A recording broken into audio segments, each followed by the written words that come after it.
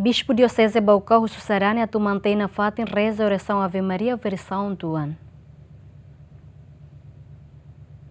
Foi presídio missa requiem mate bem saudoso Padre Domingos Malber e Igreja Sagrado Coração de Jesus Becora, Bispu Dioceze Baucau Dom Leandro Maria Alves Hateten, Orasaun Ave Maria versão fon, liuliu a parte Santa Maria Nian, será o que reta na autorização da Conferência Episcopal Timorense, atu usa o de reza. Também líder máximo Dioceze Baucau ne, husu sarani sira, liuliu sarani sira nebe pertence a Dioceze Baucau, atu labele usa Santa Maria versão fon, maibe mantein nafatin usa versão tuan catecismo 75 nian. E oração Santa Maria né ma que barak usa oração nebe fon, nebe ma que se dá o que está na autorização nos igreja.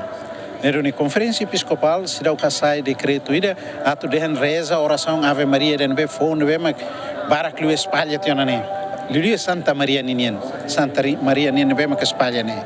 Neroni husu baita atu mantein nafatin Santa Maria oração nebe, mas que desde o lugar de 75 catecismo 75 Ninian, car tohela agora né. To agora Conferência Episcopal Timor-Leste será o casai decreto ida dehen itato reza Ave Maria, Lilia Santa Maria ho ni formulação da mesma forma né. Ida nela bele.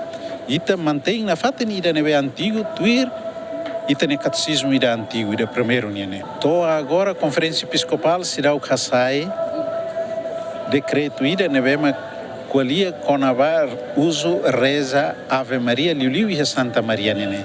Então agora a Conferência Episcopal será o casai né. Neruni mantém na fatin Santa Maria de antigo né. Ida nema kita buka tu reza na fatin, ita buka tu haklean reza na fatin né.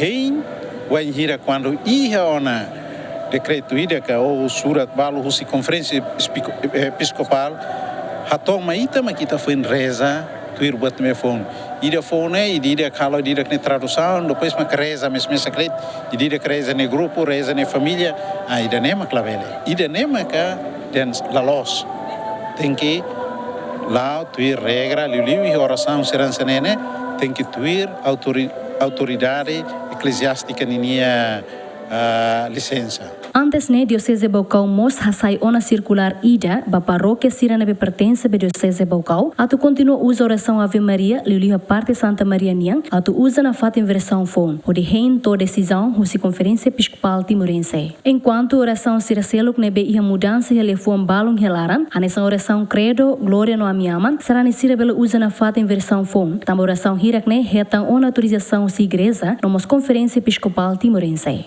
Equipa cobertura GMN.